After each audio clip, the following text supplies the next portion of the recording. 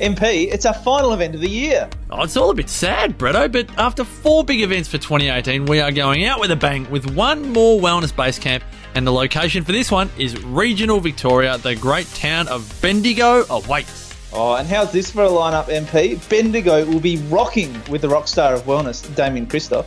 The art of self-love angel herself, Kim Morrison, hits the stage. As will the natural nutritionist, Steph Lowe. And I'll tell you what, Steph's presentation at the summit on fasting was a showstopper. You'll be there, Bretto. I'll be there too. And Wendy Stewart from Wendy's Way will be there to share her inspirational story, which really did go off at the Wellness Summit earlier this year. It's Saturday, October 27 at the beautiful All Seasons Resort Hotel in Bendigo, and tickets are selling fast. 2-for-1 tickets for this one day of inspiration, information and empowerment are available at thewellnessbasecamp.com. That's right, folks. Get your 2-for-1 tickets at thewellnessbasecamp.com before they run out, and then the price goes up. Finish your year of wellness in style at the Wellness Base Camp in Bendigo, Saturday, October 27. Tickets at thewellnessbasecamp.com.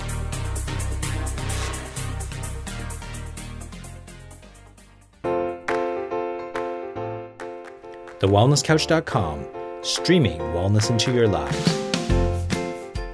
This is Up for a Chat with Cyndi O'Meara, Carren Smith, and Kim Morrison.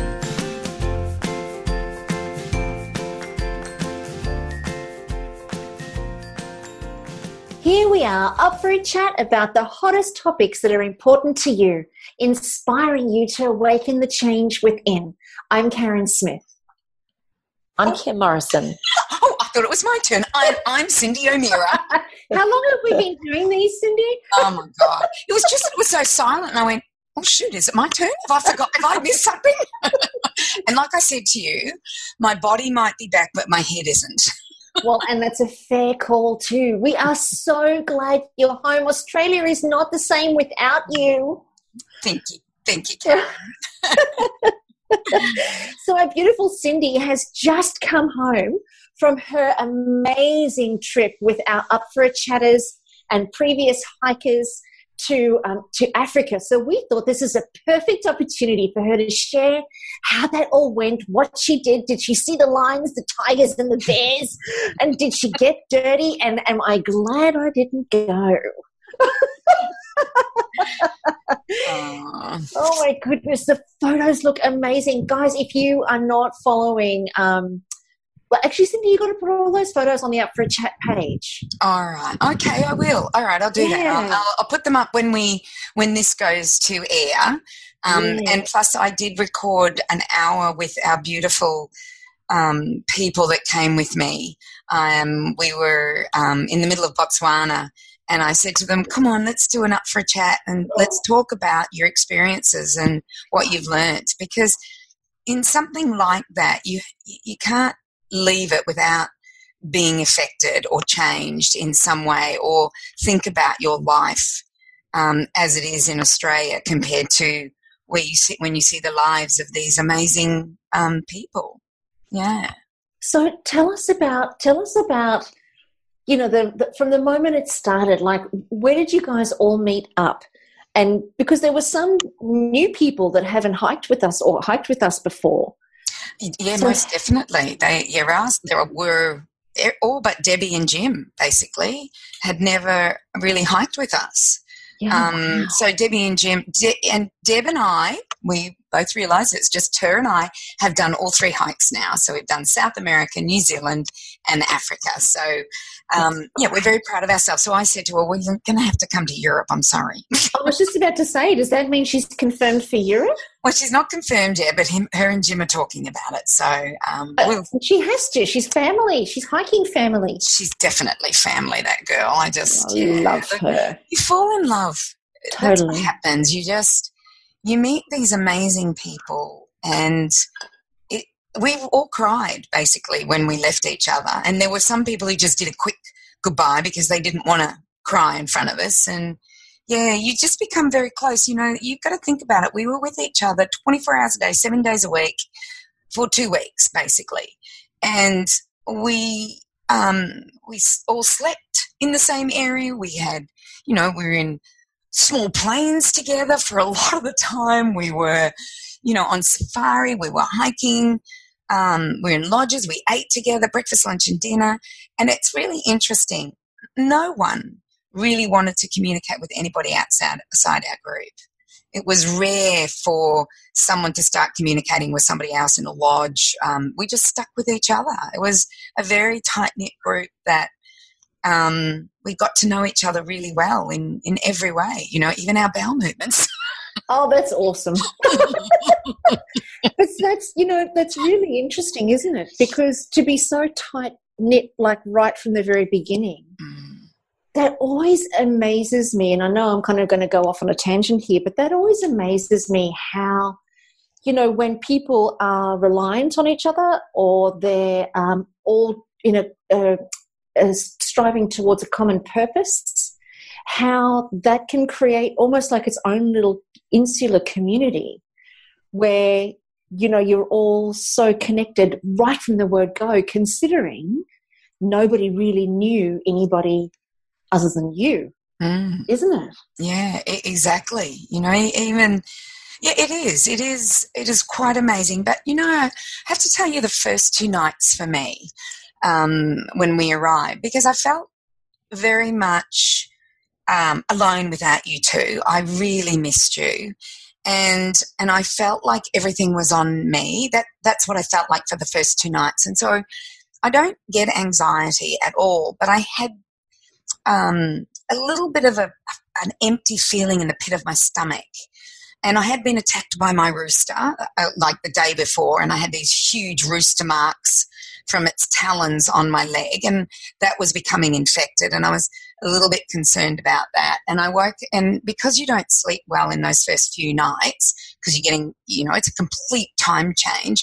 So I had this little bit of a feeling. But as each day passed and every night passed, I became more and more comfortable, and I knew I could do it. But it's the unknown. You're in a country across the other side of the world.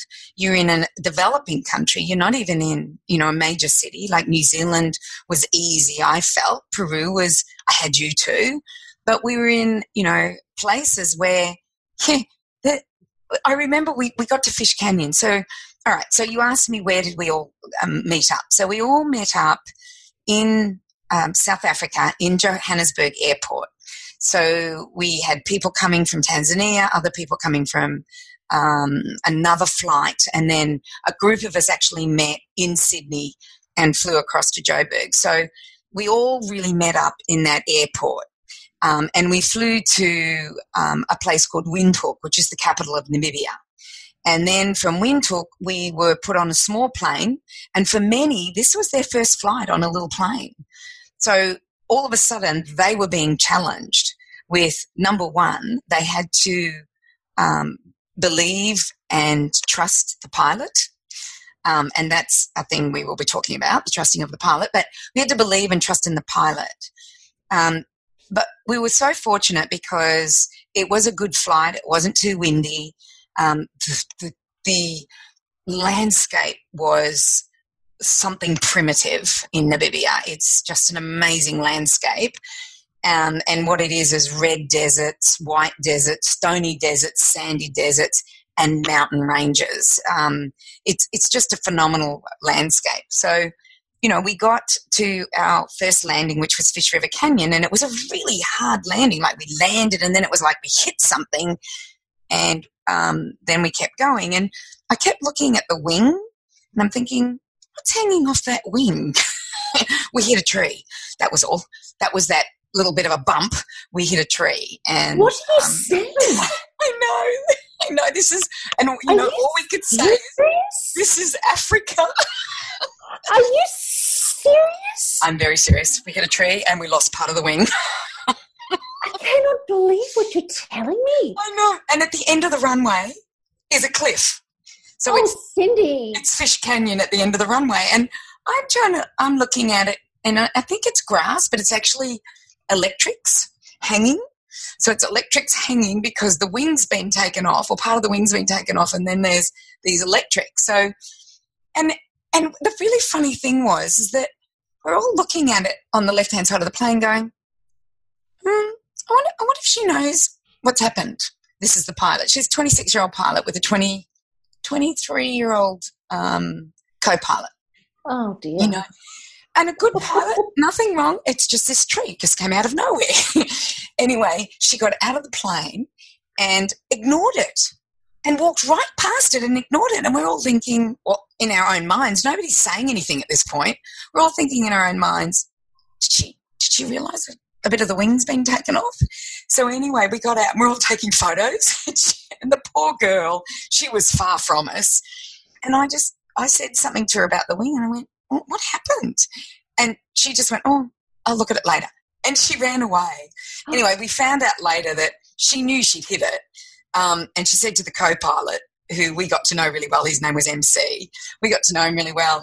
She said to the pilot, she goes, whatever you do, don't look startled. Don't even look at it, but I just hit a tree.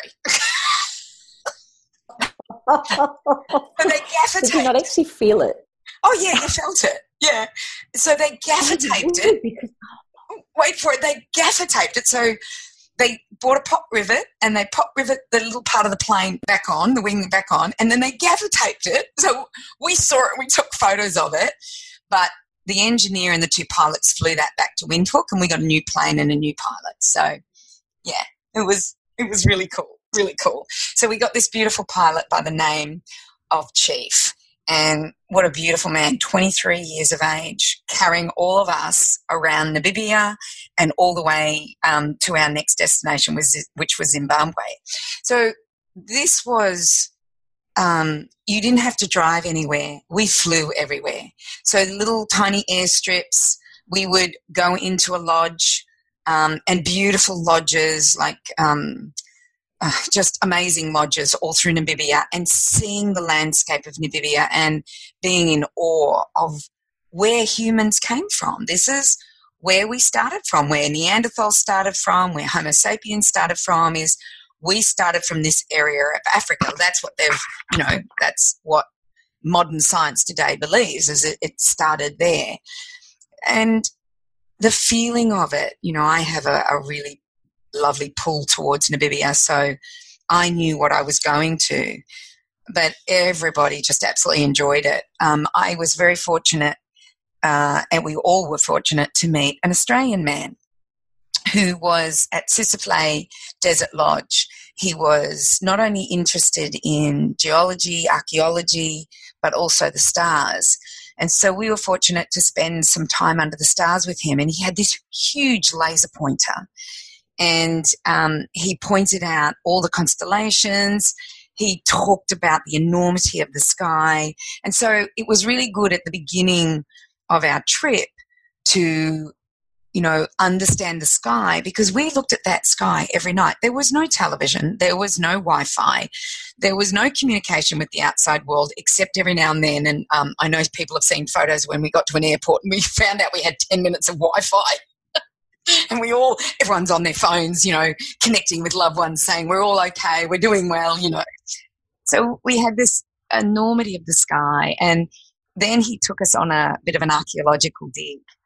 And we found tools, we found parts of clay pots, we found paintings of shamans, of animals, of couples, of, which were thousands of years old, depicting stories. So, this is and it also gave you a real understanding of our history. Like Australia has a 200-year history, and I know that our Australian Aboriginal people, their history is far greater in this land, but we've not been taught that. We've not been taught that 100,000 plus years. I think some people say it's 65,000 years, some say it's 40,000, and others say it's 100 and something thousand years.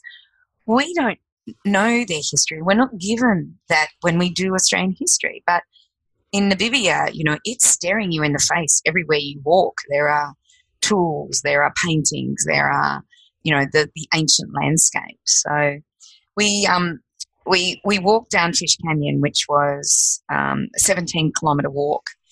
And this is second to the Grand Canyon. But what I noticed is that while the Grand Canyon still has greenery and water and, has all of that. This is empty with just some pools down the bottom. And in the rainy season, there'll be more. But, you know, I was expecting the Grand Canyon. And so as I'm walking through this amazing landscape where you could see where great waterfalls were and great rivers, and you could see the history of the place. And I actually wrote on my Instagram, I actually said, this didn't change because of what man has done. This is just the ebb and flow of the world. This is what changed it. We had nothing to do with this being a great canyon with greenery and water and waterfalls and river systems and canyons. This was not us. This was somebody else. And sometimes I wonder if we're a bit megalomaniacs when it comes to climate change. Are we part of what's anyway going to happen anyway? Or, you know, is it, you know, do we just go through these ice ages and these warm periods? You know, we've only been affecting the planet for, 40, 50 years maybe?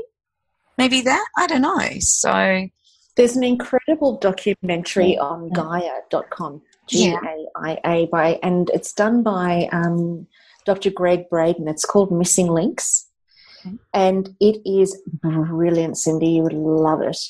I'm gonna watch it because he talks about that. He talks about how they've taken core samples in the snow, in the ice, so that these samples go, you know, hundreds of miles down, and they take these core samples so that they can see the different kinds of ice and, you know, the period and all of that sort of stuff. And they've created a graph where they actually show that the Earth has been way hotter and the Earth has been way colder before than what it is now, and it actually shows the cycles.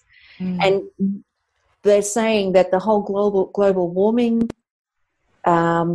conversation is contrived because it's politically known that we've been here, done that, you know, plenty of times before, and it's all just part of the cycle of life. It's absolutely amazing. I think there's about 10 or 15 episodes, but I think it's in the third episode they actually show the core samples where they show the different ages. Well, you know, in Australia I feel that we're so isolated in our thinking in every way, from, you know, about this climate change thing and whether we are the main things. Like, I know we are doing a terrible job of, you know, being custodians of this planet. But I know that planet Earth will survive. After seeing what I've seen, they will survive. We may not, but planet Earth will. And she will figure it out and she will know what to do. And if we can stop maybe doing what we're doing, then we might survive. You know, I'm not worried about the planet after seeing Namibia and seeing the change in what is happening. But, you know, we walked down Fisher Canyon through, like, Sorry, Kim. Oh, I was just going to say,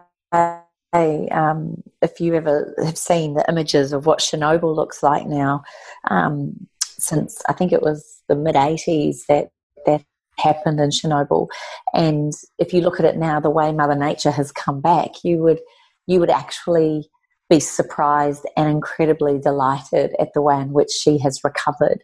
So I agree with you that, and what you're saying, Carren, is it true then, girls, this whole thing about global warming, you've just touched on it. What are your thoughts then around it being contrived and political and all of those things? Or is there really something to be said for all the emissions, toxic-wise, environmentally, and all of those things? Is there a bit of both?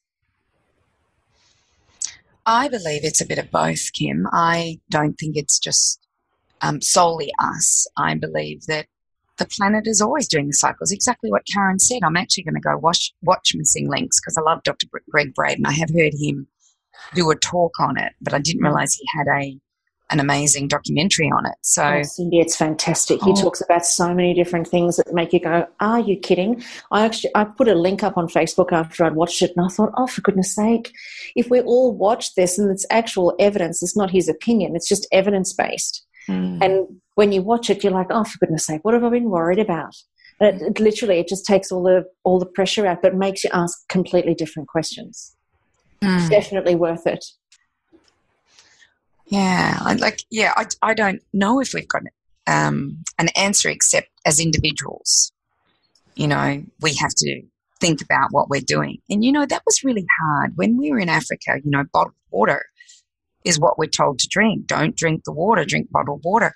I really struggled with it because at home I do not buy plastic water bottles. I have my canister that I use, and I put my filtered water in it, or wherever I can I fill up. And if I'm in a place where I can't fill up, I'll actually fill up if I'm hiking, I'll fill up from a stream and put my iodine in there. So I'm very much against the plastic bottles. But we had to drink it. And what was really interesting is in Namibia, after Fish Canyon, we went to a place called Wolverdans. And Wolverdans is a private reserve, and there's a village that houses about 70 to 80 people, 20 are students. And what happens is that these students are learning about sustainable agriculture, about living in the desert, about looking after 4 lodges. So there are 4 lodges on the reserve. We stayed in one of them, which was just stunning.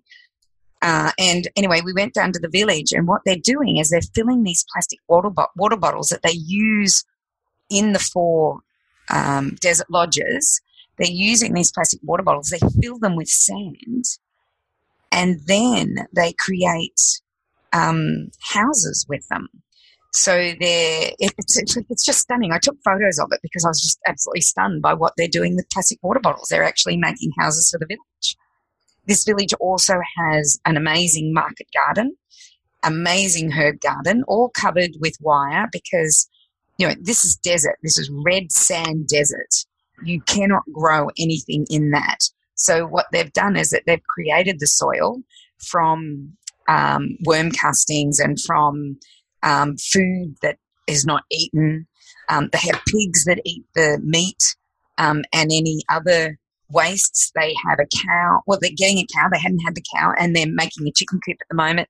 But everything is covered, and they grow all the food for all the camps or all the lodges. They also are allowed to have wild game, so not for the vegans, but for the meat eaters. They did kudu, they did oryx, they did crocodile, they did ostrich. So, you know, we had a typical meal that the Namibians would eat, which is a spinach, maize, and a wild meat. So we learnt so much. 85% of what they use in energy is solar. So they're only using about 15% is diesel generators, but 85% of all of these, the village and the 4 resorts, is all solar. The water comes from an underground lake, so they pump that up and they use that water. It's just, and everything is in canvas and wood. If it's not in those plastic bottles, it's in canvas and wood, because their thing is if we disappear, it will just go back to the planet. So there's no, there's nothing else. It just shows you what we can do in a desert. It shows you the ingenuity of humans and how they can survive in a desert that has no water, has no grass, except for the animals to eat. So, and then we went on a bushwalk with the sand people, the Bushman, and the things they showed us about food, about nature. They had this spider that weaves this web under the sand, and they showed us it's like silk. It's just phenomenal what I learnt, and what we all learnt. We did a drumming session at Wolverdans as well, and that drumming session goes to your very heart, and it's the most spiritual experience. So 10 people beating a drum, 2 knowing what they're doing, the other of us knowing nothing, no idea what we were doing. But by the end of it, I can't imagine what it sounded like to people or animals in the desert, because there was no other people around but us beating those drums. So, yeah, that Namibia was Cyndi, amazing. Cyndi, do you think with what you learnt with the, you've just said that you were in the middle of a desert and yet they're incredibly resourceful and obviously have learnt how to deal with major droughts. Is there anything that our Australian farmers could learn from this? Is this something that we've lost touch with through tradition and culture and evolution of humans' ability to survive? Is there something we're missing here in our hot country? Well, they can't grow agriculture. They could not do broadacre farming. There's just no way. They just don't have the rainfall. They don't have the soils. So as far as broadacre farming goes, and what was really cool is that one of the couples owns a broadacre farm in the Western Australian region. And we had many conversations about, what could be done, in Australia to change that versus Botswana is trying to go broadacre farming, not Namibia, but Botswana. And that's going to be scary, but we'll talk about that a little bit later. But what we saw was a village looking after itself. So it could be a community garden, a community can do this, or individuals can do it. So we can all grow our own foods. We can all use solar.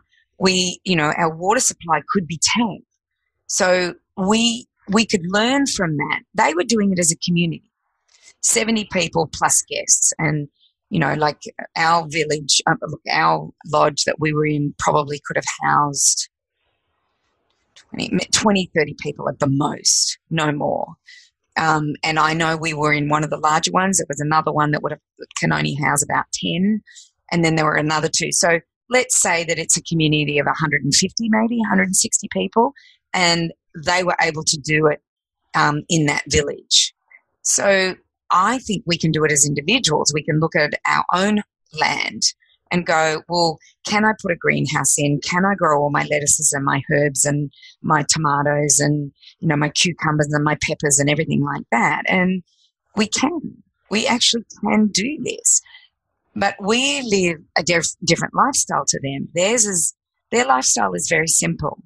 They don't have the trappings that we have where, one of the girls, she lives in Sydney, married with 2 small children that travelled with us.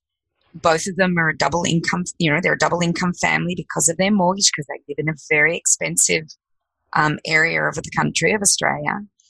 And, I could see her going, why do we live in this rat race of doing what we're doing and keeping up with everything that we do? This is when you start to question what we're doing and what we need here and how we need it, and can we simplify our life, and can we create a veggie garden, and can we spend more time doing that? So to answer your question, Kim, I think there's a lot we can learn from Wolverdans. If anybody wants to look up my Instagram, which is changing_habits, I talk about Wolverdans. So you can just go through my pictures and you'll see a picture of an amazing leather chair and a stunning red landscape with a huge mountain range in the background. So that's Wolverdans. And, they're trying to teach the people that visit them, which is usually their guests, that this is possible, that we can make some changes in our life and we can do this. And I'm just trying to think what else they did at Wolverdans. So they had the gardens, they had the solar, they had the pigs, they're getting chickens and cow in to have milk. The pigs are there to eat all the scraps, all the food scraps. Nothing goes to waste, not a thing. So, yeah, I don't think they have any rubbish. It's all recyclable, everything they do. So, yeah, it was quite an experience. It sounds amazing. Tell me the absolute highlight of each place, or is there an absolute thing that will just be in your hearts, do you think, forevermore? You know what? really believe that meeting Paul Russell, and we're going to have Paul on Up for a Chat when he comes back to Australia. So here's a man that lives in Kenilworth, just down the road. He has an organic farm, and I don't think he'd mind me speaking about him, but he was horticultural. He taught horticulture at TAFE. He taught farmers how to use chemicals safely. And he went to Namibia TAFE and he said, we need to change what we're teaching. We need to teach sustainability. We need to teach, how can we do things naturally with using entomology, with pests, and using different things in our view on weeds. So he went to TAFE Namibia and said, this is what I want to do. And TAFE basically said to him, there'll be no industry that will fund this or will endorse this, so no, we're not doing it. I don't know the time scale, but he then was diagnosed with throat cancer and for 2 years went through chemo, radiation, everything. Took him 2 years to recover and then had an epiphany that he wasn't going to continue to do what he's doing. And instead he goes and volunteers his time at Susuflay Desert Lodge. They just give him his board and he does a 2-hour talk every night about the stars. And, we just started talking to him and we realised that his love for archaeology and geology. And so I asked him to take me on a walk. And there were 3 of us that went at 6 a.m. in the morning. So we left before the sun got up. And it was a very spiritual experience because we realized there was a huge community thousands of years ago that lived where the Susuflay Desert Lodge is. And not many people would have experienced that because unless you talk and ask him, then you're never going to know that this is what he does as a love. So whilst I just thought that was an opportunity that I didn't want to miss. So I got to learn a lot about him. So, I think he was a big highlight for me because he just said, I'm not doing this anymore. I'm going to do what I love. And I'm going to, he's been to Namibia a couple of times and it's like, manifesting. He just went, this is what I want to do. And then somebody said, hey, there's a job in Namibia. They want somebody to do the stars. This guy, that's his love and his knowledge. And he ended up there. He put it out to the planet and he ended up there. And I guess I want to tell you another story about one of the girls that we were with. And this is the same girl that lives in Sydney, double income, two kids, mortgage, doing everything. And she said, I want to change in my career. And I said, well, what do you want to do? And she says, I don't know.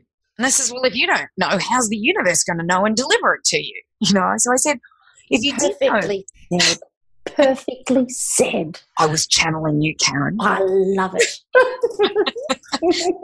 But I did. I said, how is the universe going to know what to do if you don't even know what you want to do? So I said, if you did know, what would you do? And she said, well, I love, she has au pairs. She's had 13 au pairs and she just loves it. You could tell she loves teaching them.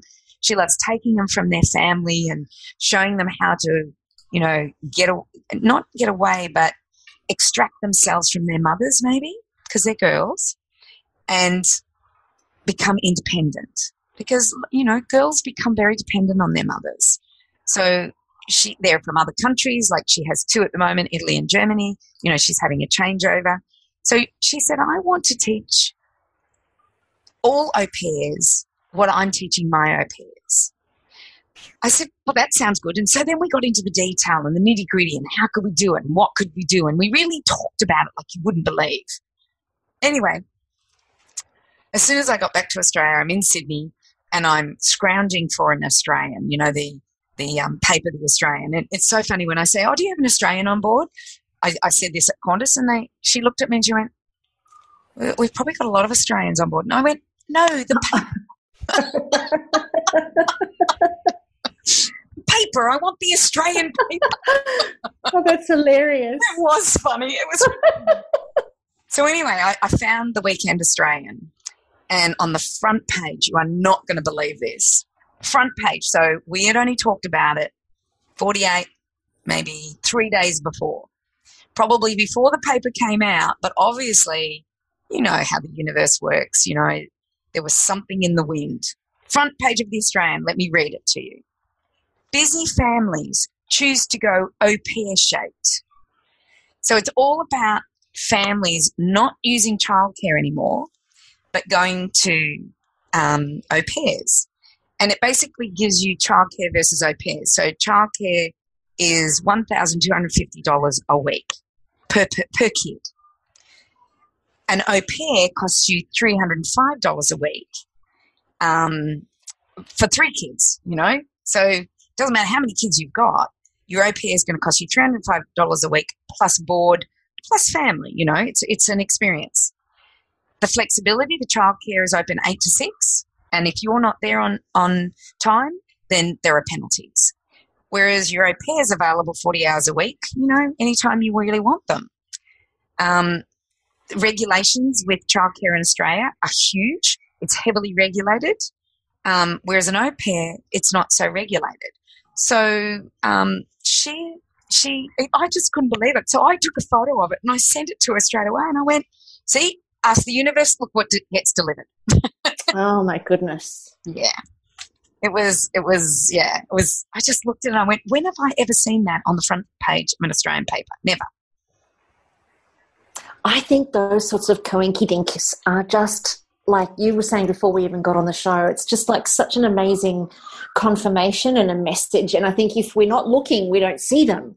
But I know our beautiful person that you are talking to, and goodness me, she would be just perfect for that kind of work. And I've often thought she's got such a big personality and so much brightness in her soul that she can really do something that lights up people's lives in a really major way. And she's so clever, like such a clever woman. So have you heard back from her yet about? No, I haven't. I texted at midnight last night. Away. So I just texted at midnight last night because I never had a chance before that. And she had to work today. I said to her as we got off the plane, what were you thinking working Monday? And she said, well, I only just started with them and then I took 2 weeks off, so I thought I'd better start Monday. So I know she was working all day, so yeah. I don't expect to hear from her until she gets time, you know, to get up and take a breath and probably have a few sleeps. So, but it'll at least get her thinking that oh my goodness, she can change, you know. And how beautiful that a place like Africa is able to inspire people to really, and I guess that's the point of it, isn't it? I mean, with that fellow that's now doing the work that he's doing there, and, you know, our friend thinking about that, you know, there's nothing, Africa just has, so for me, for our listeners, I'm sure most of you guys know, but I'm South African, so I was born there. I left when I was 7 and went back when I was 14, but I haven't been back since then. But all my family still is there. But it's got such a profound energy there that I'm not the least bit surprised that, Cyndi, you felt like a kinship there, or like a past life almost there. And, you know, it's causing people to actually look at themselves, look at their lives and question, what am I doing? What am I doing putting myself through so much agony and angst? What are my options? Because life is far too short to spend it suffering or doing things that we don't enjoy or we don't love. Like, there's got to be a better way. And I love that Africa and your trip to Africa has inspired that. Did anybody else have conversations like that? Like, was anybody else feeling like there was more calling them? Yeah, you know, I think it's for people who are open to it. You know, one of the girls, I just watched her with awe. She just took every task, everything on in her stride, and I just loved watching her more than anything. And I said, I've actually recorded an hour in Botswana with the whole crew. And I say that to her. I just said, you didn't matter what was happening, whether she was hot, because, we had 0 degrees all the way up to, I reckon it was 35, 40 degrees. It's just the extremes of the desert. And, the rooms were freezing, especially our tented rooms. And you had to get up at 5:30 in the morning to go on a game drive or on a hike or something like that. And she just took it in her stride. And she was in her 60s. And I was in awe of her. And she also, she has this place called the Lady Cave. And she was always talking about her lady cave, where she goes in her lady cave. So she must, she has her home in Melbourne, and then in near Wilson's Promontory, she has the lady cave, and what she puts in her lady cave, and what, there was something about her that just put awe into me. So that was really cool. And then another person who is very spiritual and very, I don't know, she feels things. Like, we'll be walking along. I got to tell you, the amount of orbs in our photos is phenomenal, like scary phenomenal. And you know what I'm talking about when I talk about orbs, you two? Yeah, absolutely. So I have taken this photo, and it's towards we're on the Zimbabwe. We're in Zimbabwe. We're on the Zambezi River, and we're on a cruise. There are eagles around us. There are hippos, crocodiles. So everything is around us. And I take a picture at this hippo just going down, and there's this green fleck in my photo. It's got 6 dots in it. The next photo I take, and it could have been ages later, is I take a photo of everybody on the boat.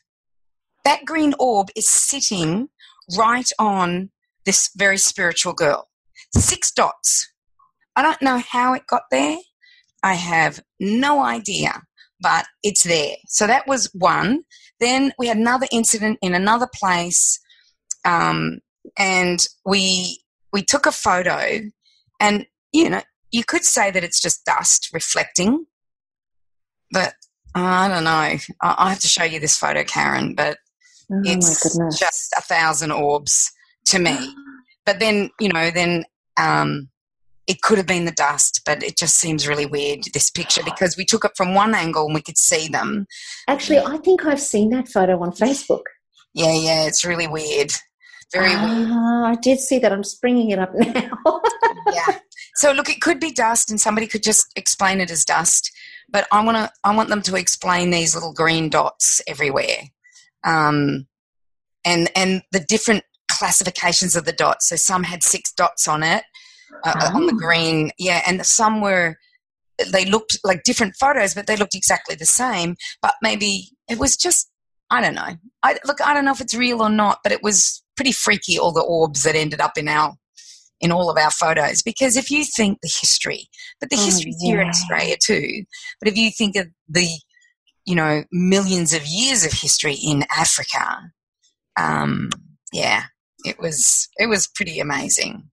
So she had a lot of spiritual experiences, especially when we saw the shaman. So we saw a painting of a shaman, and it was in blood. I believe the blood of an animal that the shaman was put in, and they've aged it at thousands of years old. But it's blood and other things, so it stays on the rock. And then she had quite an experience. There was a house that was made of rock, that just the outline of it was still there. And so she sat in that for quite some time. And we might get her on and she can talk about her experience if she wants to, what happened to her in this house that she sat in. Oh, really? And the really cool thing was when we went looking for animals, and she, and I'm not going to say her name because I don't know whether she's going to come on or not, but she has done some shamanic work. She's done a lot of drumming.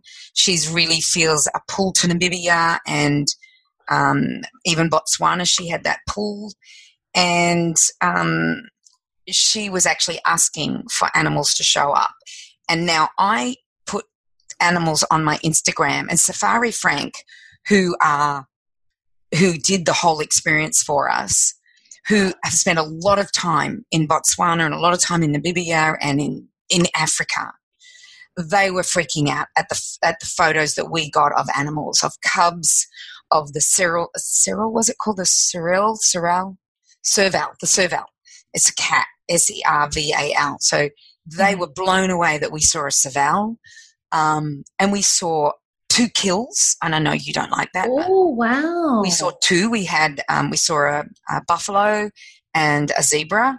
That is very rare. Very rare. Like the guy said to us, most people wouldn't even see this if they were on an 8-day game drive. No, that's exactly right. Yeah, and we did 3 nights and 2 full days and 2 half days. So 3 full days of game driving and 3 nights. And we had lions roaring. We had an elephant walk through our camp. Wow. We saw meerkats. We saw just so much, and it was quite amazing being within 10 metres of 2 male lions fighting for the dregs of the buffalo. Oh, my gosh. Screaming at each other. Yeah, it was like a tug of war. One would take it one way and then the other one take it, and then the dominant one kept it, and then we'd watch females creeping. Like they do like an inch at a time, and then you'd see them starting to chew, and then the male lion would see them and roar at them, and, it's just phenomenal, So I recommend that if anybody in Australia or anywhere around the world want to go on safari, that they ring Safari Frank, because they did a fantastic job of planning our trip, planning what we did. Everything went to plan. Everything. The person was there to greet us. There was never a hiccup. Everything was done beautifully. We had dietary requirements. They dealt with our dietary requirements, and it was, in the end, we just said to them, we want to eat your food, meat and veg. That's it. Because they're starting to do Western food. They started to do muffins that were made from cake mixes and cakes that were made from cake mixes. And we just said, we don't want it. We just want your food. Just cook us your food. And they soon learnt, if we were with them for a while, how to feed us. Wow. And so did you try the biltong and the cook sisters and the societies and the fit cook? And yeah, it all. We ate it all. Yeah. Oh. Just all those traditional beautiful foods. Yeah, that's your home. Yeah. And the good thing is we knew everything was pretty clean because they don't poison. Yeah. And that's what I was going to talk to you about. We were in Botswana, and our first town, we hadn't seen a town in a while, and there was a shop, and we all just went poof into the shop, and we all bought food, something. It was so funny. And I saw a magazine, and it was called Agriculture, Botswanian Agriculture, I think it was called. And so I bought it for our broadacre farmer. So I got it and we were using a vehicle to get to our next place, and we had about 2 hours to drive.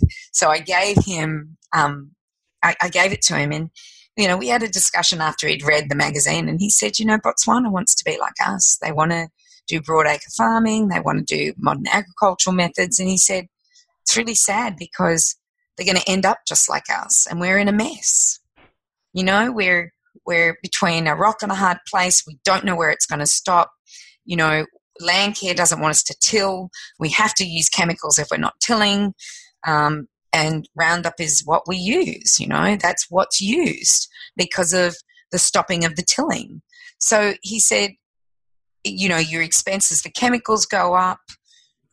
He was brilliant. I learnt so much from him. And the fact that him and his wife have changed their whole life, their whole eating, their whole environment around them. But they have a farm that has been existing since 1952 in the family. And, families rely on them. And, I got a really big perspective about what is happening in the farming communities. And, but, Andrew is, now I've said his name, but anyway, Andrew is very open to learning. What can I do? How can I change? Is it possible to change? Him and his wife were like, I learned so much from them. Yeah, just so much. And of course I know Deb and Jim, and I've known them, for many tramps. So that was just like home base for me. They were just so nice to have them there. And then we had a very young, beautiful young girl, 30 years of age. Yeah.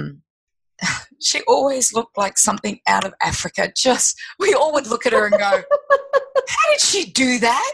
How did she make herself look so good and we look like grommets? She just had a fashion and a style, and she's a fabulous thing, that one. Oh, she was just beautiful, beautiful in every single way. Smart, intelligent, engineer, now masters in nutrition. Doing great things and poised, She's wonderful, and considering everything that's been going on in her life too. And of course, for our listeners, it's hard because we can't really mention the names, but anyway. Anywho. Yeah. You'll hear from them when I do my interview with them, and I just say first names, and I would actually like to interview some of them because they have specialities in their own lives.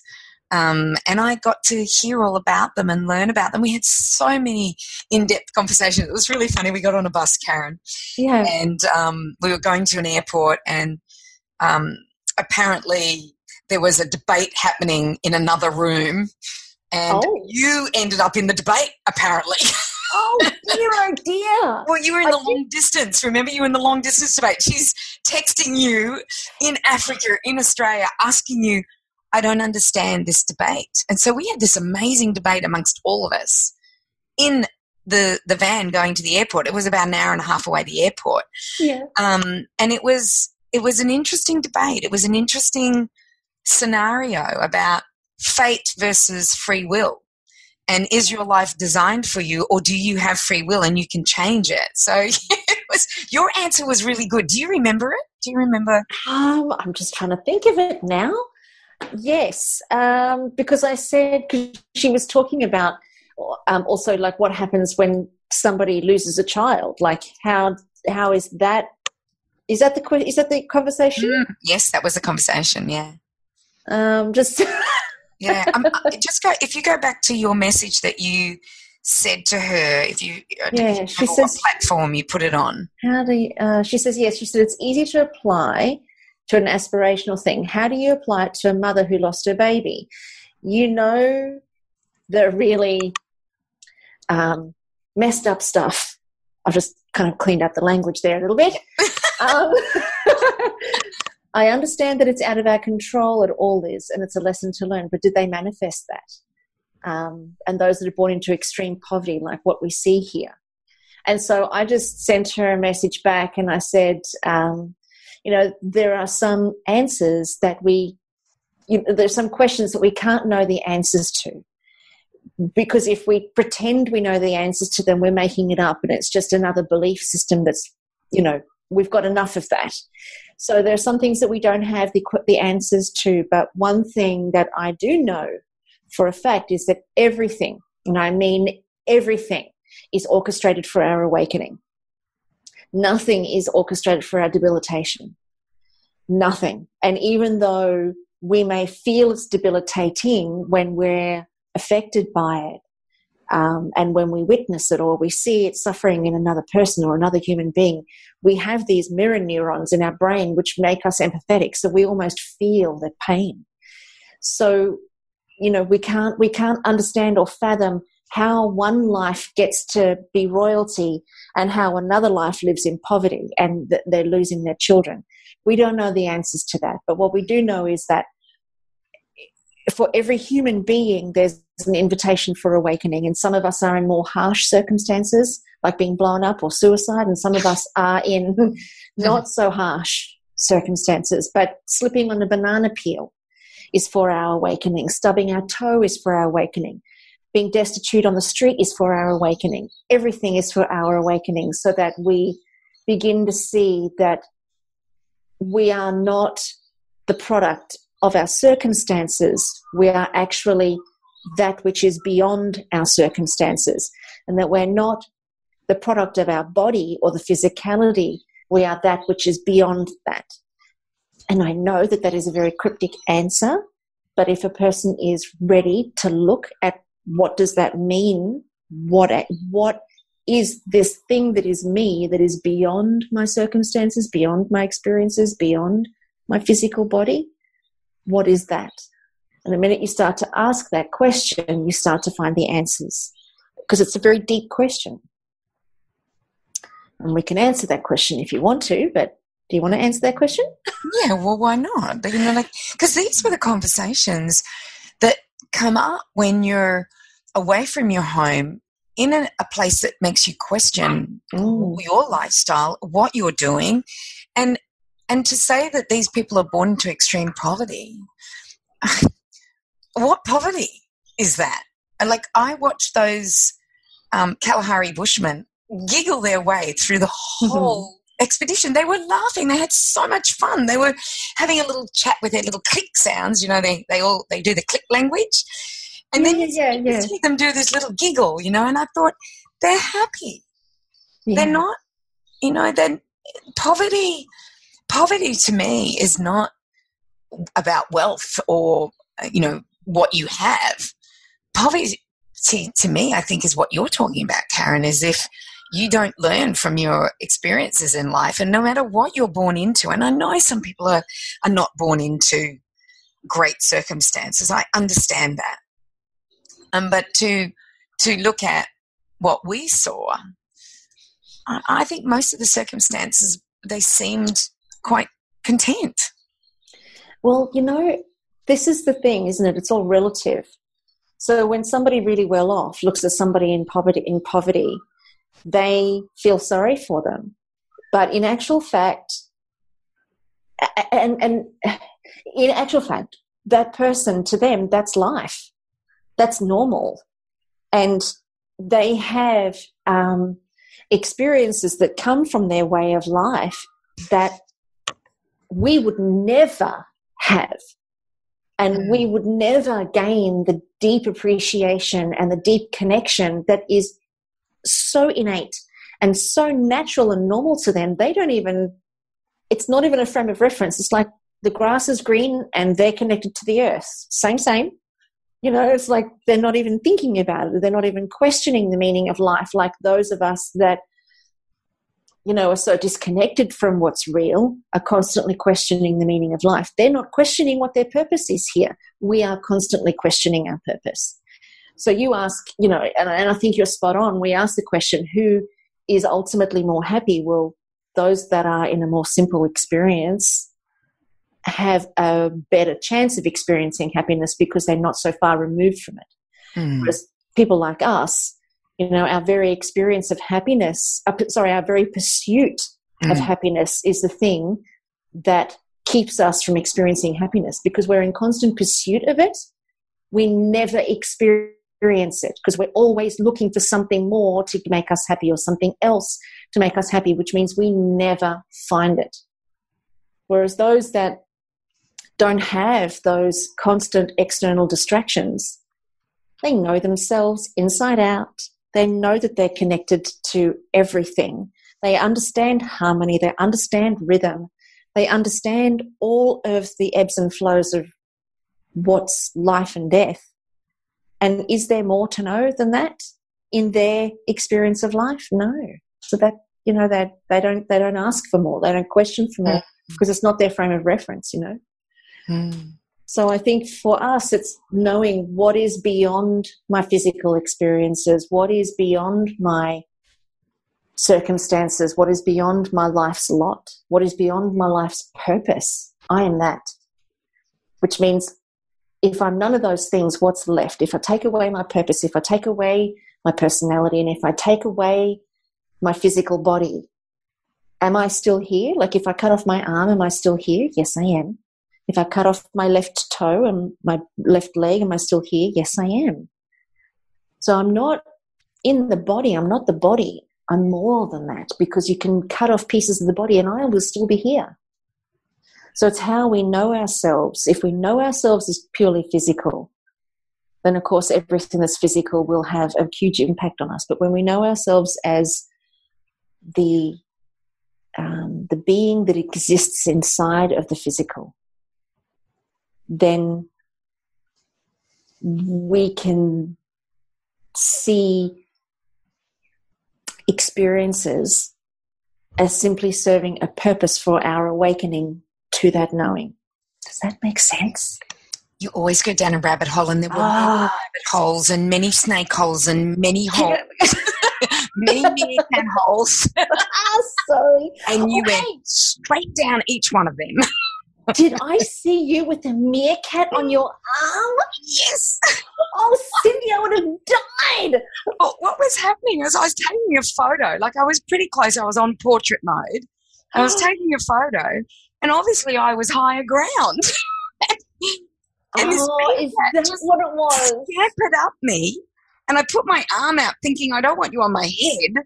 So I put my arm out. I'm trying to twist my phone around to take a photo of this meerkat on my arm, but I had slippery cloth. Like I had a jacket on that was a bit slippery, and he slipped off and fell and ran away. But thank goodness Michelle got that photo. I was just mind blown that it was crawling up me. Oh, so gorgeous. I know. After going down your meerkat hole, we're now on top of the game. You know, I love that about our trips, Carren. I always find we have these amazing conversations, and that was not the only one. We had many, many conversations, and lots were about the food and the nutrition, and, you know, like Wolverdans, how they did their nutrition and food. And so a lot of it was that, but we also got into, you know, your type of thing as well. And of course, the oils, Kimmy's oils, I have to tell you, everybody knew when somebody opened up a Kimmy oil, and then it was passed around everybody because we were a bit smelly, you know. So, yes. I mean, who opened one of Kimmy's oils, and then it was passed around and we'd all put it on. So, and I wore, you know, that necklace you gave me, my infinity necklace? Yeah. Well, I wore that. It never came off me. Just to have you there. And for Kim gave me some earrings, and I wore those earrings. So aren't you beautiful? Yeah, I didn't take my mum and sister this year. I took you two. Oh, you sweet, beautiful, beautiful. Yeah, I took you guys, and I just kept you on me so that, you know, if what would Carren do, or what would Carren say, or what would Kim say, or what would Kim do at this stage, you know, because, you know, those, I thought that would all have to come about, but I just had an amazing crew. So, you're so blessed. It sounds like you've had the most spectacular time. Yeah, it was in more ways than one. You know, the adventure was amazing. The experiences were amazing. The bonding with the you know, these people will be like our other trips. Yeah. They'll be in my life forever. Yeah, they will. They really will, and especially Mrs. Lady Cave. I said to her, "I'm coming to your Lady Cave." That's great. Yeah, and you know, and even so, I have to tell you about Penny. So Penny, being gorgeous and 30 and young, we had her married off to everybody. It was hilarious. But when they would say her name, so her real name is Penelope. Yeah. But they wouldn't say that. They'd say Penelope. Oh, Penelope. Penelope. So her name is now Penelope. Right. I like it. I like it a lot. It fits. I can see that. But we did. We married her off to the drummer. We married, you know, it was really, really funny. Oh, that's gold. Oh, bless her little heart. Yeah, it was good. So, look, I won't go on because nobody wants to listen to somebody else's safari. But what I really wanted us to talk about was what the lessons that you learn when you go out of your life, go into an undeveloped country, see how other people live, you know, the connections that we all got, the lessons that we learned, the feelings that we got. You know, I think that they are so valuable. And, you know, our next trip is Switzerland, where we're going to hike around Mont Blanc. And, you know, even though we're in a more civilized, a developed country, I should say, not so much civilized because we're all civilized, but in a more developed country, we're still going to have those same things happening. Absolutely. You know, because we're doing 160 kilometres in 10 days. And 160 kilometres in 10 days is no mean feat in the Alps, because that's where we're going to be. We're going to be in the Alps. And we're going to cross through 3 countries. So we're going to have language barriers. We're also going to have one night we'll be in what do they call it, a refuge? Yes. Oh, dear. Yes, Carren, I'm prepping you for that one, okay? Thank you, love. Please, I'll be prepping you for the refuge. I'm going to need all the help I can get. Yeah. So, look, it will be probably a little easier than Africa. Africa was full on camping and adventures and flights and like little plane flights, and whereas this where we will be challenged is physically. And then, of course, you know, when you're challenged physically, you're actually challenged mentally. So, and emotionally, because, you know, when we did the Andes, there was a lot of emotion running, wasn't there? Oh, my goodness. Even New Zealand, gosh. because you're, like you said, when the body is challenged like that, the mind starts to play. That's when the mind has its way with you, and you've really got to pull up the big guns. Yeah, and one of those days was what, 30K? Did we do 30K? Yeah, we did. One day was 30K, yeah. That was challenging. Oh, my God. Because it wasn't straight. It was up, down, and down, down, and beautiful views, and Yeah. But everybody was in pain, you know, your legs hurt, and it was just excruciating. But it was the most self-revealing. You know, and I think like you said, Cyndi, it's one of the reasons why we decided to do these hikes more so than doing, you know, conferences in a conference room, because you learn more about yourself.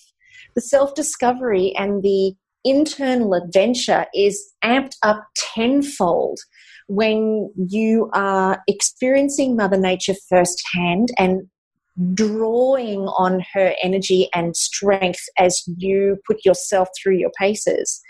And then also you discover when you actually get to the other side that you made it, you start to see, actually, I'm way more than what I think I am. I can do this. And you also realize what collective energy together creates in terms of giving you extra power and motivation and inspiration. When you've got other people, one to look up to because they're managing to do it like what I did. I looked at Linda and I said, she's doing this way better than me. Yeah. But then also I had Melissa, who never left my side when we were in New Zealand. Melissa and I were like wingmen for each other. And I really realized that I'm the person who never asks for help. But when it's just there, I realize how much I need it. And you kind of change. You really change from these experiences. So, and what have we got? 5 seats left for, and it's still 2 years away. And I know you have a payment plan happening there, and we do. And I know that the African lot, we're all talking about it. So we would just love that everybody could come, but we only have 5 seats left. So. Yeah, I know. So we had 12 spots and we've only got 5 now. So when the last podcast came out, when we spoke about the Mont Blanc, literally within a day, we had 5 people book in and grab their seats. Or 7, sorry. We've got 7 people. And I think that if anybody is even flirting with coming, the best thing that you can do is go to KarrenSmith.com/UFC. So up for a chat, but without the A. So UFC. Go and check it out. You've got nothing to lose and everything to gain. Go and check out the website. And if it's something that you've got more questions on, email me, because that's my website. Go to the contact page and shoot a question through to me. I'm on my emails all the time, so I'll get back to you straight away, because I know that once these seats are gone, that's this trip done. And for Europe, I think Europe is like a bucket list trip for most people, especially, you know, to be hiking through 3 countries, but then to go on a gastronomical food tour through Italy with tomatoes and olive oils and basils and, oh my goodness, cheeses. And we're going to go to some amazing places and learn so much about, you know, traditional foods and traditional ways of making foods, and not just pasta, of course. I don't know if we will do a pasta one. We may just look at all, like, you know, the biggest and oldest yogurt company is there. They make traditional yogurt cultures. So I'm trying to get a tour in there. That's not easy. Wow. And Parmesan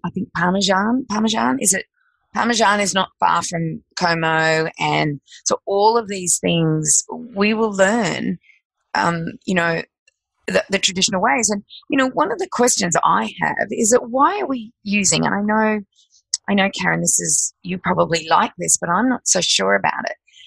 Why are we using non-animal rennets in our cheeses? And what is a non-animal rennet? Why are we not using the traditional way we always made cheeses, which was the milk went in the stomach of an animal, because that's what carried our water and our milks and our whatever we were traveling with. And then that enzyme would curdle it and make it into a cheese. So, you know, I have all sorts of questions that I want to ask with cheese making now, because you're starting to see not our traditional ways of making cheese. And so we'll learn how to make cheeses. So all of that will be when we spend that time in Como in Italy. We will still be doing some exercise.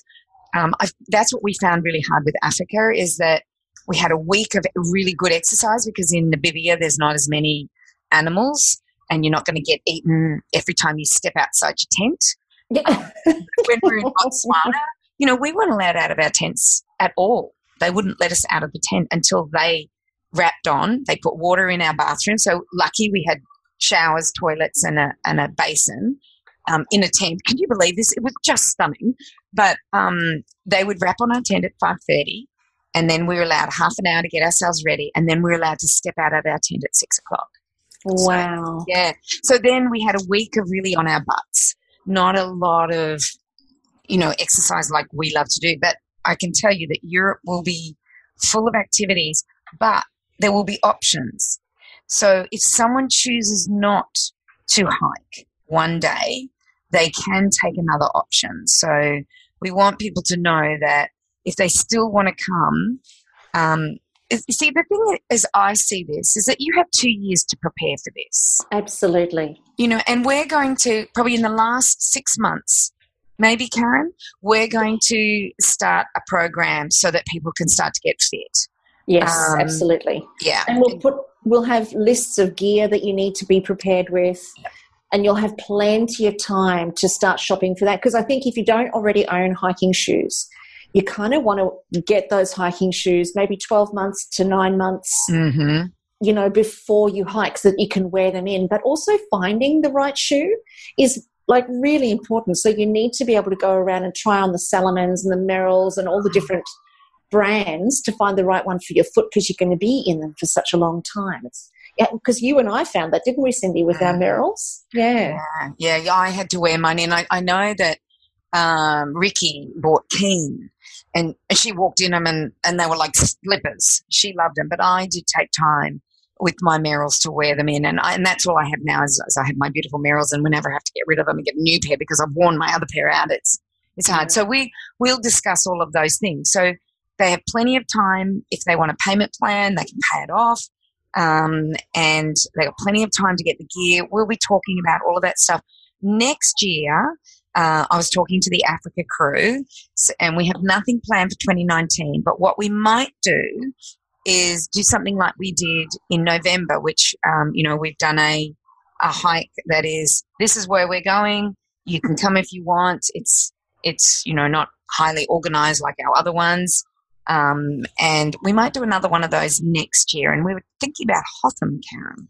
Oh, that'll be fabulous. Yeah, we're thinking about doing just day hikes out, not big hikes. And just so we all go to Hotham or Dinner Plain, not in the winter, and we do the 22K hike out to Feathertop. So it'll be a really good test for how fit am I in order to do this Switzerland, Italian, French Alp around Mont Blanc, beautiful walk. So we'll probably do that, a year before, and 22K high in the mountains, hiking another mountain will be a really good test. And the good thing about it is if you get to 5K and you're not going to make the 22K, you can just walk back and then you've done 10K. So it's a hike out and a hike back, although there is a hike that's about 30-something K that we could also do that goes out to Mount Feathertop, Fife's in Kokora, New Zealand, out to Mount Feathertop, and then you go down a ridge, up another ridge, and end up back at Hotham. So it's a little bit more taxing, but, Well, I think there's definitely going to be people who will be ready to do that. Yeah, I think so. So that's my aim for next year, is that I'll set something up like that because, I go to Hotham every year. I hike every year. I know all the hikes, and I can be, the leader. I can be the person that says, right, this is what we're doing. This is when you need to be ready. This is how we're going to do it. And we might go to Black Barn Farms. They don't know I'm saying this, but I think we'll go to Black Barn Farms. It's a great organic farm nearby. And we were thinking about going to Cobram Estates, which is an olive, just Cobram olives, which is the biggest in Australia. Yeah.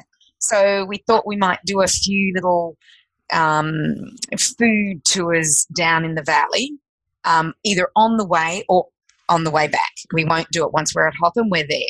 We will just hike out of there, and we'll do some stunning hikes. We'll go to Spargo's. We'll go to huts, old huts. It'll be, and there'll be places to have coffee, unlike Africa. Oh my God. There's an incentive. There's an incentive. That's to prepare you for the Alps. So, and that will only be offered to to people who are coming. Our regular hikers and our people that have come before. Yeah. And our people who are coming. That won't be offered to anybody else. So not open to the public. No, I just find that, if they've done one of our hikes before, then please come. And we'll make sure that goes out onto the websites and on all the Facebook groups so that everybody knows what we're doing. Yes. But I think for anybody who's thinking of coming, that is a really great incentive because they're actually, getting to know all of us before we hike. And so then you start to feel a bit more comfortable because I know that that's something that people get a bit nervous about when they think, oh, God, I'm about to go and spend 18 days with some strangers. What if I don't like them? So you get a chance to get to know all of us so that you feel a little bit more comfortable with it. But then also you've got some hikes already scheduled in that you can start training for because I think that's really inspiring to know, okay, so I've got some milestones to meet here. Along the way so that then when you get there you're not so nervous thinking that you won't be able to do it because I know that that's another barrier for people is to think, what if I can't do this? But we'll help you. We've got training that's going to be put into the Facebook group. We will do the hikes like Cyndi's suggesting here, and also too, if you can't hike on a certain day because you're hurt or injured or you just don't feel up to it, there will be another option where you can potentially go and do some sightseeing and meet us at the next lodge because we're hiking from lodge to lodge. Yeah. And so I think also just before we finish up, Karen, is I find, like I watched Linda, who did our very first, she came to Peru with us and she did New Zealand with us. I didn't have her in Africa because she was in Europe. But I watched Linda really prepare for the Andes. And when you see somebody, I know everybody did, but there was something about Linda and her preparation for the Andes. And I think when you do that and you have that goal, you just become phenomenal. Like she was phenomenal. And she prepped and she prepped properly, whereas I've seen other people who really, really wanted to do a hike. And she knows who I'm talking about in Africa, and she didn't prep. No matter how hard I tried to tell her what she needed to do, and she knew what she needed to do, and she didn't end up doing the whole hike. And really? Yeah, and I'm sure deep inside she's going, oh. And I said to her, well, you did well for what you prepped. She said, oh, I didn't prep at all, Cyndi. And I went, oh. So, don't do that. Prep.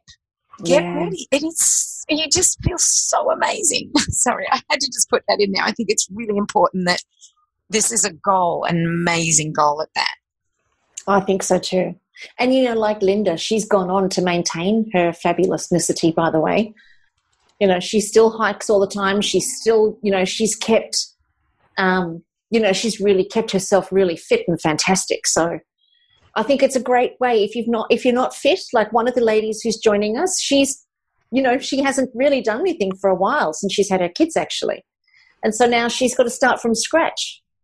But it's what a great incentive. What a wonderful incentive to get yourself up and moving. Yeah. Anyway, well, look, for you guys who are interested and you want to have an experience like what Cyndi and everybody in Africa has had, then just go to the website. It's Carren Smith, spelled CarrenSmith.com/UFC. So up for a chat.